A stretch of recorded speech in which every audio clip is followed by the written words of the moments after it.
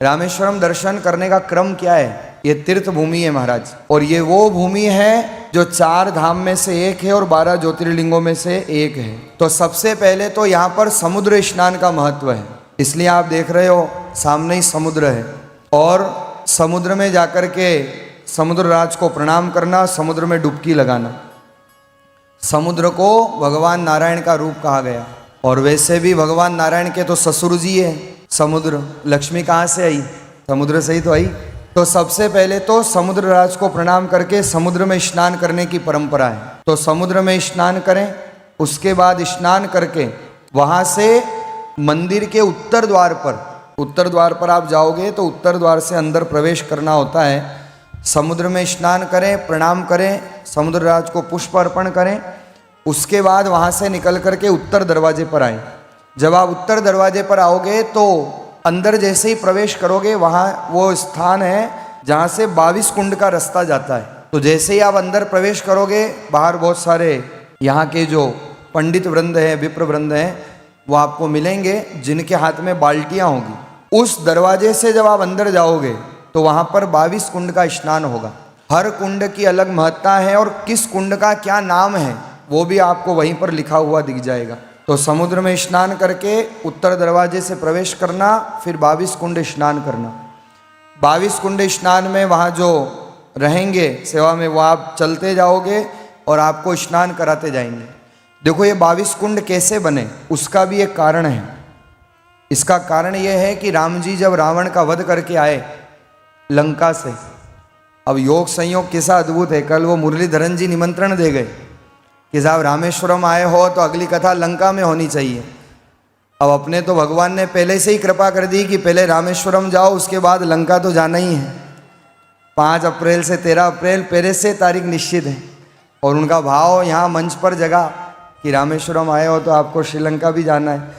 राम जी रामेश्वरम से लंका गए थे और लंका से आए थे, तो अपने भी योग ऐसा बना। पिछली बार महाराज द्वारिका के बाद जगन्नाथपुरी कथा थी, तो लोगों ने कहा द्वारिका के बाद कथा कहाँ होगी? मैंने कहा जगन्नाथपुरी। बोले वो क्यों? मैंने कहा द्वारिका से वो सुदामा जी जो चावल लाए थे तंदुल, भगवान द्वारिकाधीश ने पाए, 1 मुट्ठी ले गई थी सुभद्रा, और द्वारिका से निकली तो कहाँ रुकी? जगन्नाथपुरी।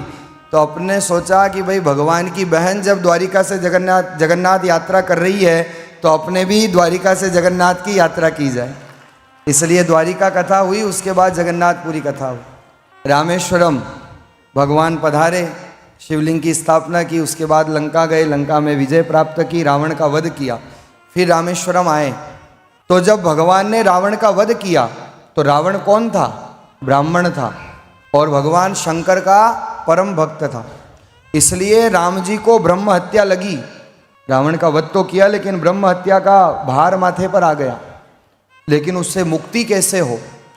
तब जब राम जी पधारे तो अगस्त ऋषि से उनका मिलाप हुआ। एक कदम्ब रामायण आती है। वैसे रामायण शतकोटि अपारा, रामायण कई प्रकार की है महाराज, 100 से भी ज़्यादा प्रकार की रामायणें हैं। इस तमिल में जो सबसे ज़्यादा रामायण चलती है वो कदम्ब रामायण है। उसमें ये प्रसंग मिलता है कि राम जी जब पधारे तो अगस्त मुनि ने कहा कि ब्रह्म हत्या आपके सिर पर है, और उस ब्रह्म हत्या से अगर मुक्ति पानी है तो इन 22 कुंडों में आपको स्नान करना पड़ेगा। और स्वयं राम जी इन 22 कुंडों में स्नान करके जीवन की ब्रह्म हत्या से मुक्त हो जाते हैं। तभी से ये परंपरा 22 कुंड में स्नान की ये परंपरा चल रही है।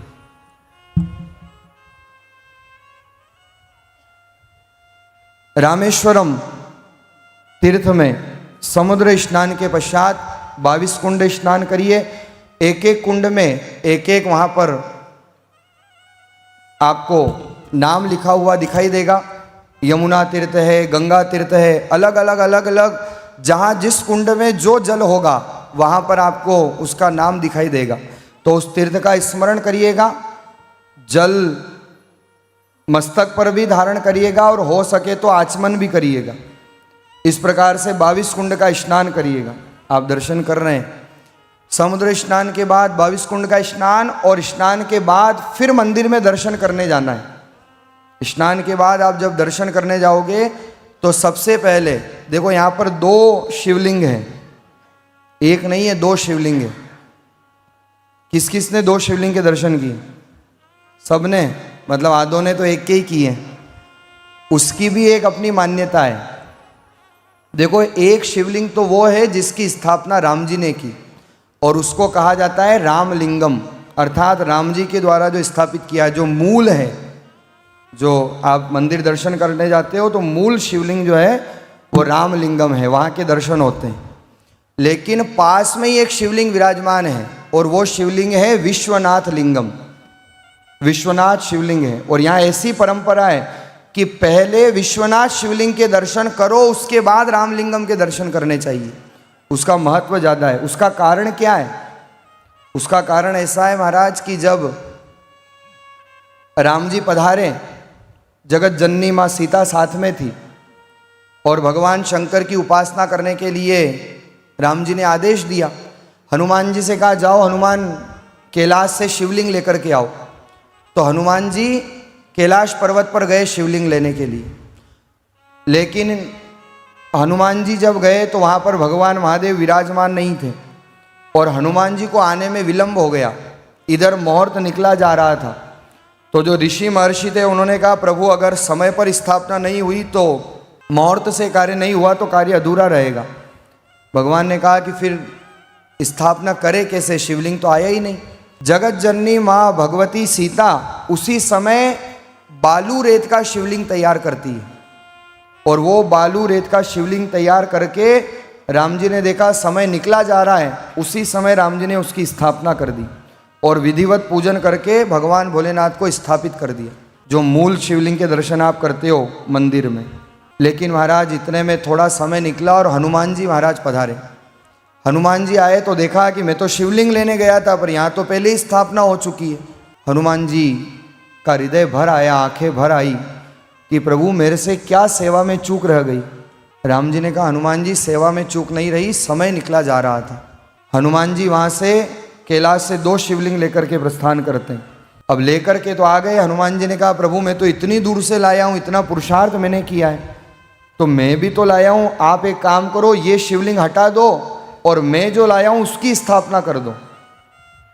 राम जी जानते थे हनुमान जी के भाव तो बहुत अच्छे हैं, लेकिन राम जी कुछ कहते उससे अच्छा। राम जी ने कहा हनुमान एक काम करो, इस शिवलिंग को आप ही हटा दो। और महाराज हनुमान जी ने पूंछ में शिवलिंग को लपेटा और उसको हटाने का प्रयास किया। लेकिन महाराज सारा जोर हनुमान जी ने लगा दिया पर शिवलिंग टस से मस नहीं हुआ। जगत जननी माँ भगवती सीता खड़ी खड़ी मुस्कुरा रही थी। हनुमान जी समझ गए कि ये सीता जी के द्वारा बनाया गया शिवलिंग है, ये यहाँ से हिलने वाला नहीं है, इसको कोई की ताकत नहीं जो इसको यहाँ से हिला सके। और ऐसा भी वर्णन मिलता है कदम्ब रामायण में, हनुमान जी ने पूरा जोर लगाया और जब बहुत जोर लगाया तो हनुमान जी उस शिवलिंग के तेज से 3 फीट दूर जाकर के फिका जाते हैं। मुख से रुधिर निकलता है, कान से रुधिर निकलने लगता है। हनुमान जी को जाकर के राम जी ने संभाला। हनुमान जी ने कहा प्रभु क्षमा करना, जो आपको उपयुक्त लगे आप करिए। बालू का शिवलिंग था लेकिन महाराज वो वज्र का शिवलिंग हो गया और हनुमान जी महाराज से भी वो निकाला नहीं गया। लेकिन हनुमान जी जो शिवलिंग लाए थे, राम जी ने कहा लाओ हनुमान, इसी शिवलिंग के समीप में तुम्हारे द्वारा जो शिवलिंग लाया गया है उसकी स्थापना कर देता हूँ। और राम जी ने भगवती जानकी के साथ, जगत जननी माँ सीता के साथ हनुमान जी स्वयं जो शिवलिंग लाए थे उसकी स्थापना करी और वही शिवलिंग विश्वनाथ लिंगम के नाम से प्रसिद्ध होता है, जो बिल्कुल मंदिर के पास में विराजमान है।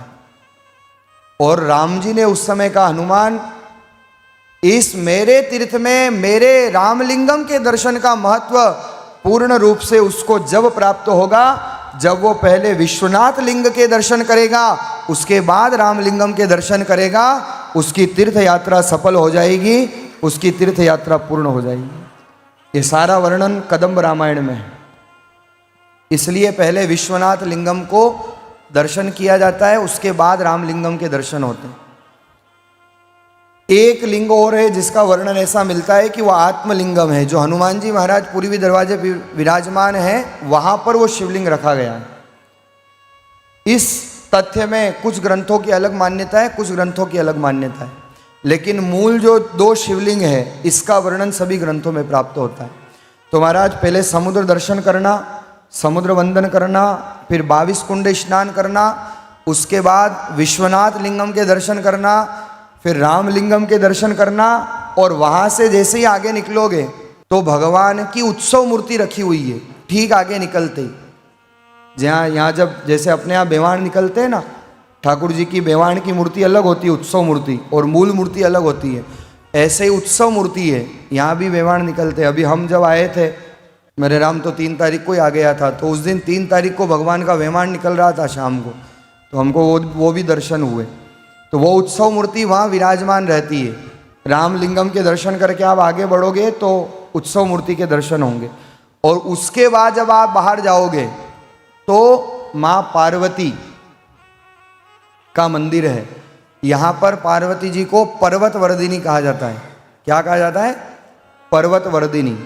तो वहाँ जाओगे तो आगे फिर पर्वत वर्धिनी के रूप में माँ पार्वती जी के दर्शन होंगे। फिर वहाँ दर्शन करने के बाद उधर गजानन जी के दर्शन होंगे। फिर परिक्रमा होते हुए जैसे ही आप आगे जाओगे तो भगवान नारायण की एक प्रतिमा है जो मैं आपको चर्चा कर रहा हूँ। शेष नाग के ऊपर भगवान नारायण शयन कर रहे हैं, लेकिन अन्य प्रतिमाओं में और इस प्रतिमा में एक बहुत बड़ा अंतर है। देखो, भगवान नारायण की शेष शैया पर विश्राम अवस्था में जितनी आपने प्रतिमाएं देखी होगी उसमें भगवान का हाथ ऐसा है और भगवान यूं विश्राम कर रहे हैं।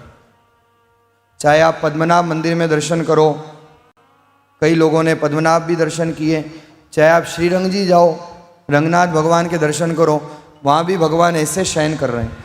लेकिन एकमात्र मूर्ति यहाँ रामेश्वरम में ऐसे जहाँ भगवान के दोनों हाथ ऐसे हैं पीछे की तरफ, ये अर्ध शयन है और ये पूर्ण शयन है। तो यहाँ जो भगवान नारायण की मूर्ति है वो पूर्ण शयन के अंदर है, अर्थात यहाँ भगवान पूर्ण शयन में विराजमान है, पूर्ण शयन में विश्राम कर रहे हैं। उस मूर्ति के दर्शन आपको होंगे।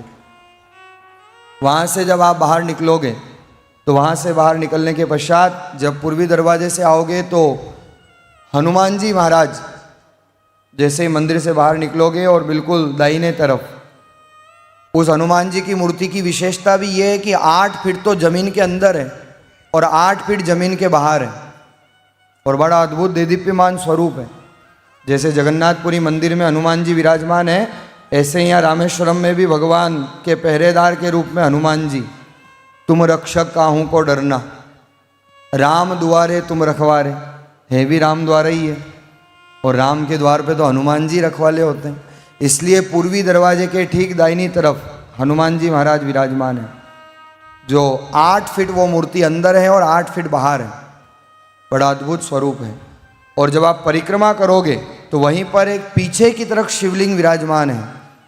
तो कई विप्रों का मानना है कि जो दूसरा शिवलिंग लाए थे हनुमान जी, जो आत्मलिंगम के नाम से प्रसिद्ध हुआ, वो शिवलिंग है। तो हनुमान जी के दर्शन करके परिक्रमा करते समय आपको वो दर्शन होंगे। तो महाराज ये यहाँ पर दर्शन का क्रम है। तो आपको जब जैसा समय मिले, मैंने कल ही आपको कहा था यहाँ आने के बाद केवल 2 ही प्रायोरिटी आपकी होनी चाहिए, एक कथा सुनना और दूसरा दर्शन करना। और यहाँ हर समय के अलग अलग दर्शन हैं, सुबह के दर्शन अलग, मध्याह्न के अलग, सायंकाल के अलग, जितना लाभ ले सको उतना ले लेना। और एक दर्शन और होते हैं, वो है मणि दर्शन। किसी ने किया अभी आजकल में? क्या बात है, मतलब सब जल्दी उठने वाले लोग हैं ये। मणि दर्शन होते हैं सुबह 4 से 4:30 के बीच में, स्फटिक के शिवलिंग के रूप में। वो केवल सुबह सुबह ही होते हैं ब्रह्म वेला में। तो जिन लोगों ने नहीं किए हैं वो भी जल्दी ब्रह्म वेला में 4, 4:15 बजे आप लोग मंदिर जाओगे तो जो रामलिंगम है, जो मूल गर्भगृह है भगवान का, उसके सामने वहाँ पर एक मणि भगवान के शिवलिंग के सामने विराजमान की जाती है, दीप प्रज्वलित किया जाता है, जैसे स्फटिक होता है ऐसा वो सुंदर शिवलिंग है। और वो मणि दर्शन यहाँ का वो भी बड़ा प्रसिद्ध है। तो वो दर्शन भी आप लोग करिएगा, उसका भी बड़ा अपना महत्व है, उसका भी अपना आनंद है। तो रामेश्वरम धाम में सत्संग का भी लाभ लीजिएगा, दर्शन का भी लाभ लीजिएगा और अपने जीवन को कृतार्थ करिएगा।